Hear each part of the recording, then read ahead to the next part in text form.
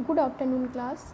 आज हम बात करेंगे कि किस प्रकार से बौद्धकालीन हमारा जो टाइम पीरियड था उस समय शिक्षा की व्यवस्था किस प्रकार से थी। यानी हम बात कर रहे थे आपके बौद्ध काल में किस प्रकार से प्रारंभिक शिक्षा की पृष्ठभूमि किस प्रकार से तैयार की गई, यानी आपके बौद्ध काल में शिक्षा के उद्देश्य क्या थे या उस काल की विशेषताएं क्या थी, अपनी उन चीज़ों के बारे में हमने बात की थी। आज हम बात करेंगे कि बौद्ध काल में शिक्षा व्यवस्था किस प्रकार से थी। जैसा कि हमने वैदिक काल में बात की थी शिक्षा व्यवस्था की, तो उसमें क्या था कि शिक्षा व्यवस्था आपके दो भागों में विभाजित की गई थी। एक हम कह सकते थे कि प्राइमरी एजुकेशन, और दूसरी हम बात कर सकते थे हायर एजुकेशन। लेकिन अगर हम बात करें बौद्धकालीन शिक्षा की, तो इसमें शिक्षा व्यवस्था को तीन भागों में बांटा गया था। यानी सबसे पहले आपकी प्राइमरी एजुकेशन थी, नेक्स्ट हम कह सकते थे हायर एजुकेशन, और तीसरी आपकी जो एजुकेशन दी जाती थी वो थी भिक्षु एजुकेशन। यानी प्राइमरी एजुकेशन की अगर बात करें, यानी प्राथमिक शिक्षा आपको 6 से 8 वर्ष की आयु में दी जाती थी। यानी बच्चा जब 6 से 8 वर्ष का होता था तब उसकी प्रारंभिक शिक्षा शुरू की जाती थी, और प्रारंभिक शिक्षा भी उसको मठ या विहार में ही दी जाती थी। जैसे वैदिक काल में अगर हमने बात की थी तो वहाँ पर प्रारंभिक शिक्षा के लिए विद्यारंभ संस्कार किए जाते थे, और प्रारंभिक शिक्षा परिवार में ही दी जाती थी उसके लिए उसको गुरुकुल नहीं जाना होता था। लेकिन बौद्धकालीन शिक्षा व्यवस्था में क्या था कि जब बच्चा 6 से या 8 वर्ष का होता था तब उसको प्रारंभिक शिक्षा शुरू होती थी, और वो शिक्षा उसको मठ या विहार में दी जाती थी।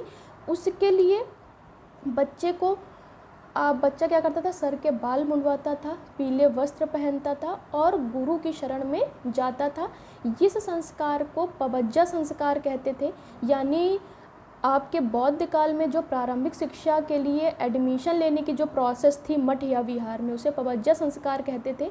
और उसके लिए बच्चा क्या है, इस रूप से तैयार होकर गुरु के पास जाकर प्रार्थना करता था, और कुछ उनके शरणत्रयी मंत्र थे या संस्कार थे, उनका बच्चा क्या करता था, रिपीटिशन करता था या उनका उच्चारण करता था, जो इस प्रकार से थे। हम कह सकते हैं बुद्धम शरणम गच्छामि, धम्मम शरणम गच्छामि और संघम शरणम गच्छामि। यानी बुद्ध की शरण में ले चलो, फिर कह सकते थे कि धर्म की शरण में ले चलो और संघ की शरण में ले चलो। यानी संघ के साथ चलो, धर्म के साथ चलो और बुद्ध के साथ चलो। इन शरणतयी संस्कारों का उच्चारण करता था या गुरु से प्रार्थना करता था इन चीज़ों की। फिर क्या है, बच्चा प्रारंभिक शिक्षा लेने के लिए तैयार हो जाता था। अब मठ या विहार में उसे प्रारंभिक शिक्षा देना गुरु शुरू करते थे। और यहाँ पर हम कह सकते हैं गुरु नहीं होते थे, यहाँ पर भिक्षुक होते थे। और आपके अब क्या है, इन शरणतयी मंत्रों के बाद छात्र को सामनेर कहते थे। यानी अब छात्र क्या है, सामनेर होते थे और भिक्षुक उन्हें प्रारंभिक शिक्षा देते थे। तो इस प्रकार से उनकी प्रारंभिक शिक्षा 6 या 8 वर्ष से शुरू होकर 12 वर्ष तक की आयु तक चलती थी। 12 वर्ष की आयु के बाद अब क्या है, उनकी हायर एजुकेशन स्टार्ट होती थी। यहाँ पर जैसे हमने बात की थी कि प्राइमरी एजुकेशन के लिए किसी भी प्रकार का शुल्क नहीं देना होता था बौद्धकालीन शिक्षा व्यवस्था में, लेकिन हायर एजुकेशन के लिए आपको शुल्क देना होता था, यानी फीस देनी पड़ती थी उसकी शिक्षा के लिए।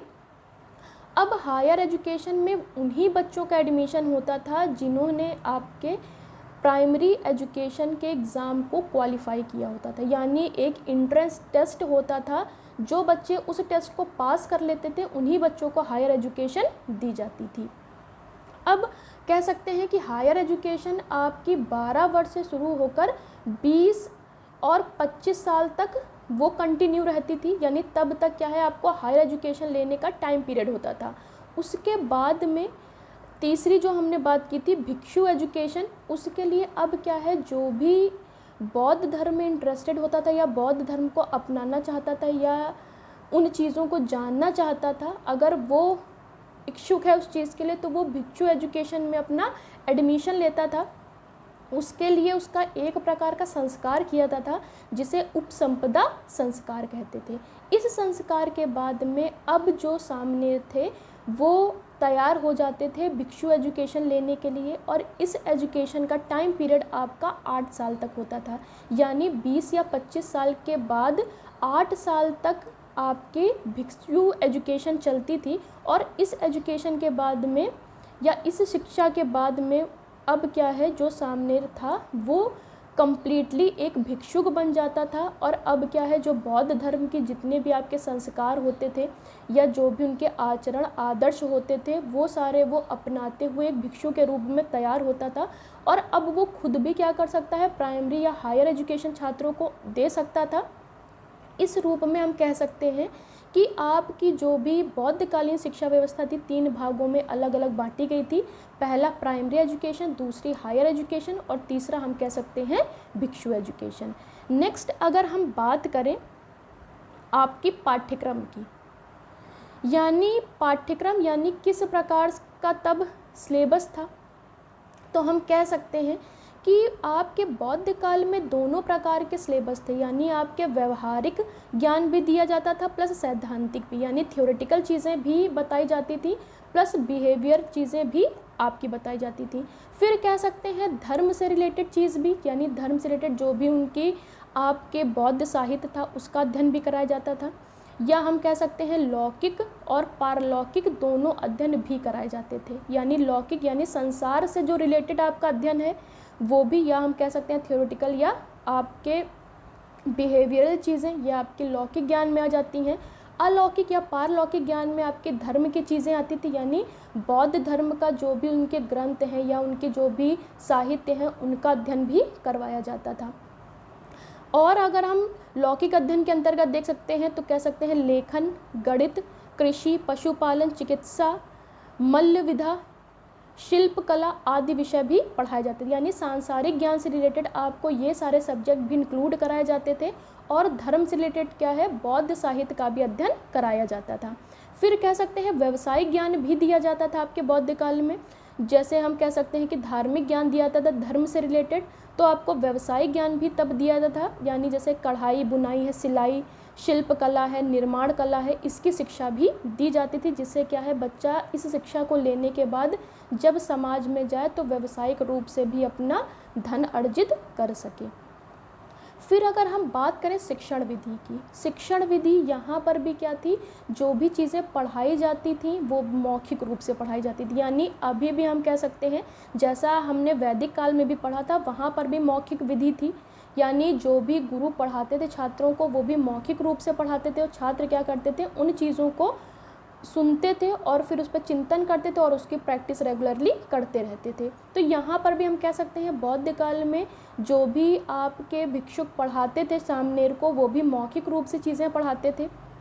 फिर कह सकते हैं शिक्षण का माध्यम क्या था, यानी किस रूप में जो भी चीज़ें पढ़ाई जा रही थी वो किस भाषा में पढ़ाई जा रही थी।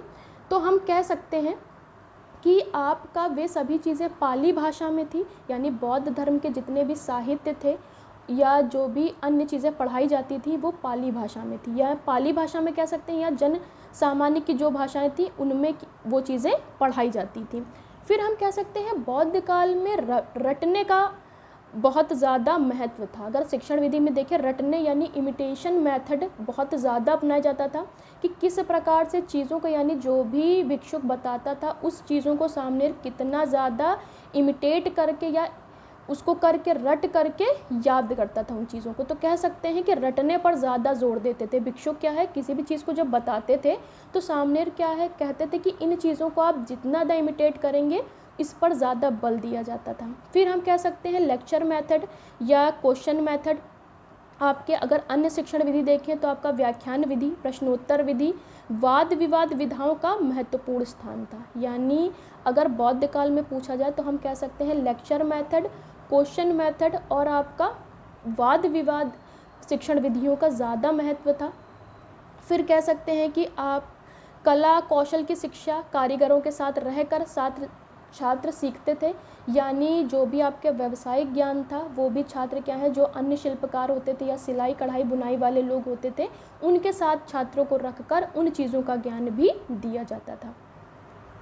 फिर हम कह सकते हैं कि गुरु और शिष्य संबंध कैसे थे आपके बौद्ध काल में। जैसा वैदिक काल में हमने पिता पुत्र का संबंध पढ़ा था कि गुरु और छात्र के मध्य क्या थे, पिता और पुत्र के समान उसके संबंध थे दोनों के। तो हम यहाँ पर भी कह सकते हैं भिक्षुक और जो सामनेर था उनके आपस में जो संबंध थे वे भी क्या थे, पिता पुत्र के समान थे।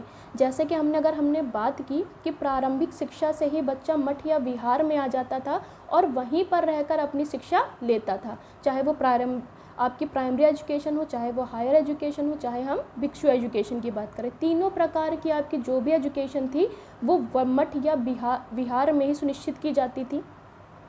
तो यहाँ पर भी आप भिक्षुक और सामनेर का पिता पुत्र की ही तरह संबंध थे। यानी भिक्षुक क्या है, जो सामनेर थे या छात्र थे, उनको किस प्रकार के आदर्श या निर्देश या उनमें किस प्रकार से अच्छे मूल्यों का विकास हो, उन चीज़ों के बारे में उनको समझाते थे या पढ़ाते थे। उसी तरह आप जो छात्र थे या सामनेर थे वो भी क्या करते थे, गुरु के बताए हुए निर्देशों या उनकी आज्ञा का पालन करते थे कि किस प्रकार से मठ या विहार में रहना है, एक अनुशासन में रहना है, किस प्रकार से भिक्षु की सेवा करनी है और उनके बताए हुए नियम या कर्तव्यों का पालन करते रहना है। तो इस प्रकार से इस काल में भी हम कह सकते हैं कि जो भी आपके गुरु और शिष्य या हम कहें भिक्षुक या सामनेर में पिता पुत्र के समान ही संबंध थे। फिर हम बात करते हैं आपके स्त्री शिक्षा।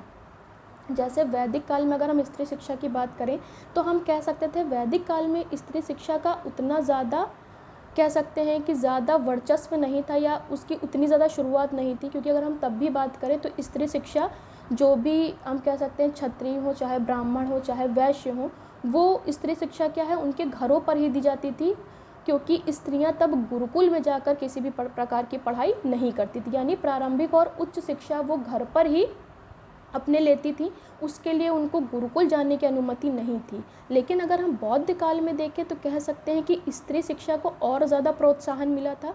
अब यहाँ पर स्त्रियाँ क्या कर सकती थी कि प्राइमरी एजुकेशन या अपनी हायर एजुकेशन के लिए वो उनके लिए भी मठ या विहार अलग से बनाए गए थे, जहाँ पर लड़कियां भी जाकर क्या कर सकती थी, अपनी प्राइमरी या हायर एजुकेशन को ले सकती थी।